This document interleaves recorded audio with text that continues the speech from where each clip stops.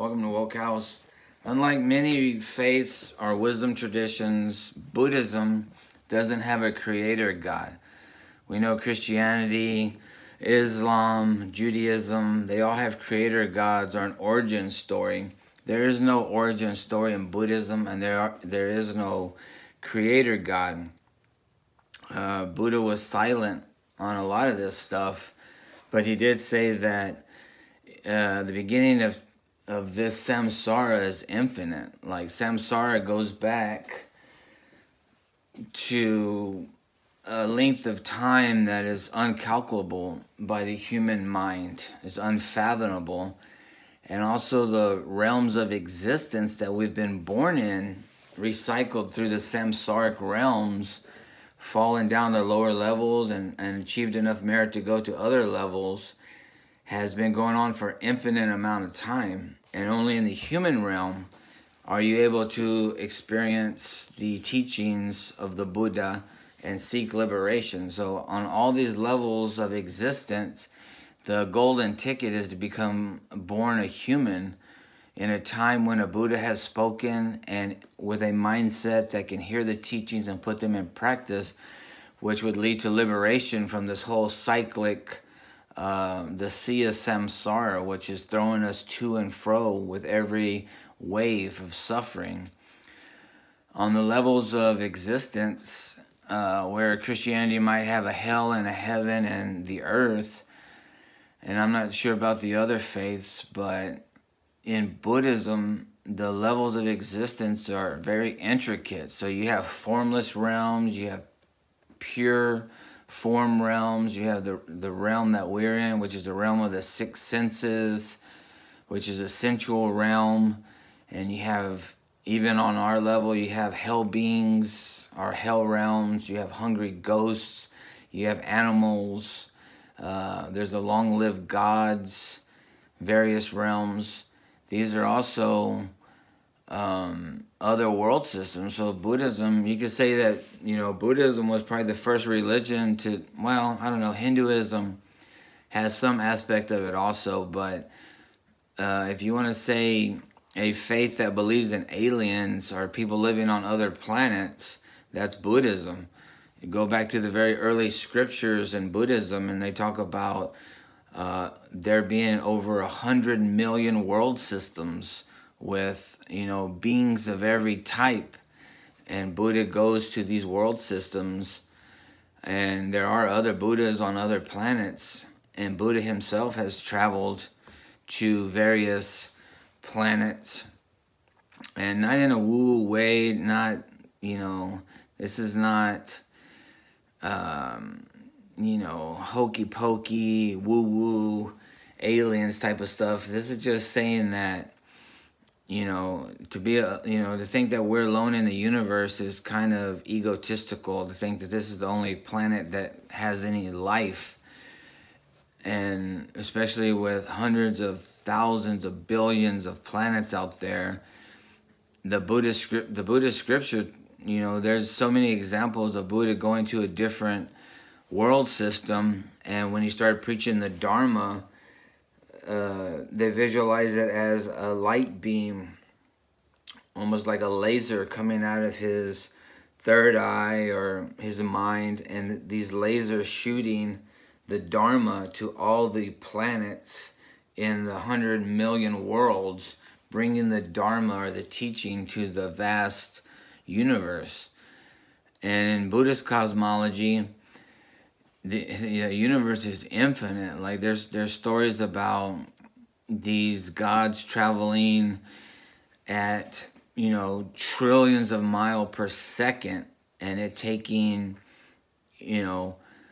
for lifetime after lifetime traveling and never finding the end of the universe. That's probably a bad way of putting it. You can do your own research, but basically there's analogies about traveling super fast and trillions of miles per hour per second and never finding the end of anything in the vast universe. It just goes on and on and on. And so all the various realms of existence, the abodes, we've cycled through all these different things. Why? Because enlightenment is hard to find, apparently. Liberation is, in one way, in various Buddhist teachings or various schools. You have Theravada that has a focus on the arahat. The arahat is the person that has found liberation, and you would become a student of an arahat, and he in his life he or she had become awakened, and they're not to be born again. And there's other arahats that will come back to this world one more time before they find liberation, or they might come back 3 more times before they find liberation, but they're just slowly getting closer to liberation. And then in the Mahayana, you have the Bodhisattva ideal. The Bodhisattva could be enlightened, but he chooses to stay in samsara to help people. And so that is about compassion and wisdom, getting to the very edge of enlightenment and realizing that enlightenment is pretty much meaningless unless everybody can go with you.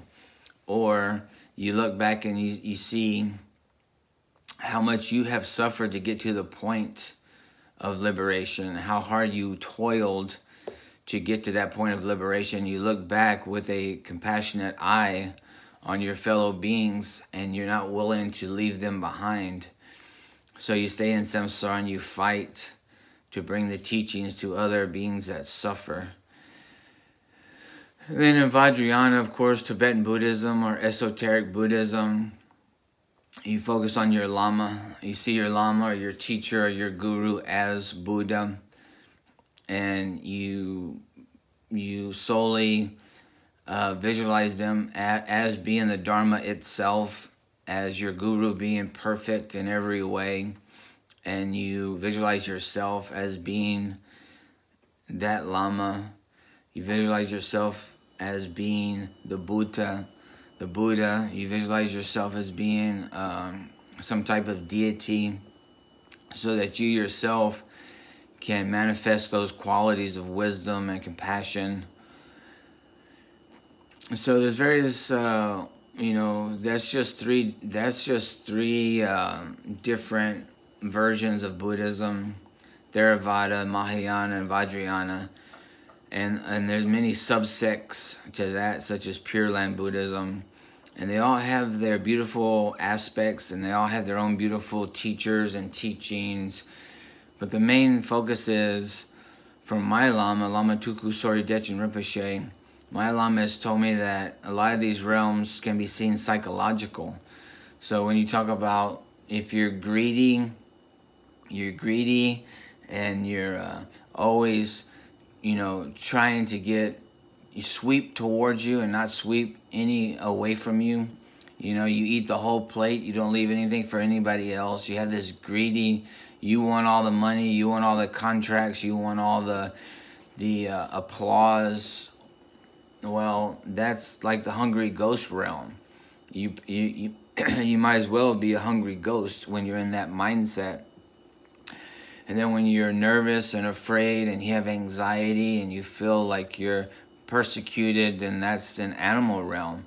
You might as well be a scared little rabbit running around, worried about the wolf or the coyote or the jackal getting you. When you're so afraid and anxious and nervous and worried, you're in that mindset of an animal.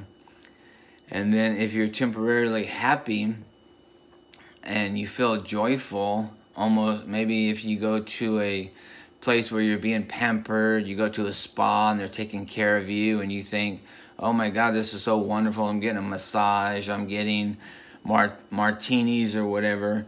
That's a temporary God state. You're being treated like a god temporarily, and you see that,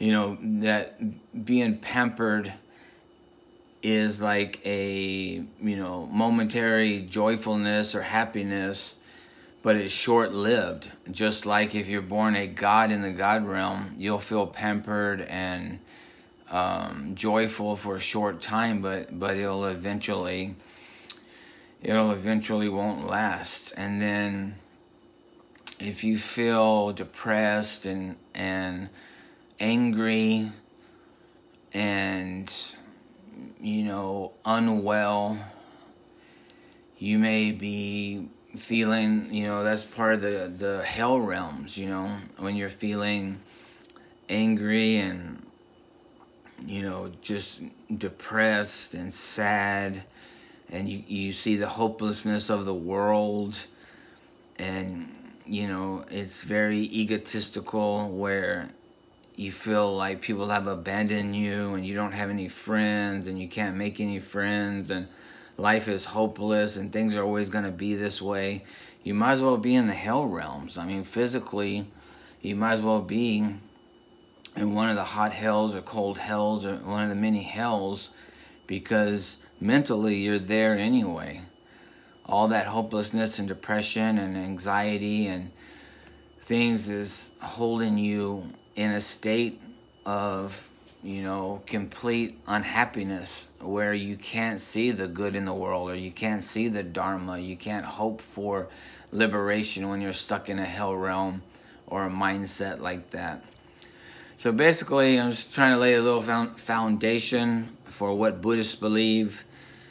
Very intricate. I'm no expert on any of this stuff, but the various realms that we've cycled through, you can look that up yourself.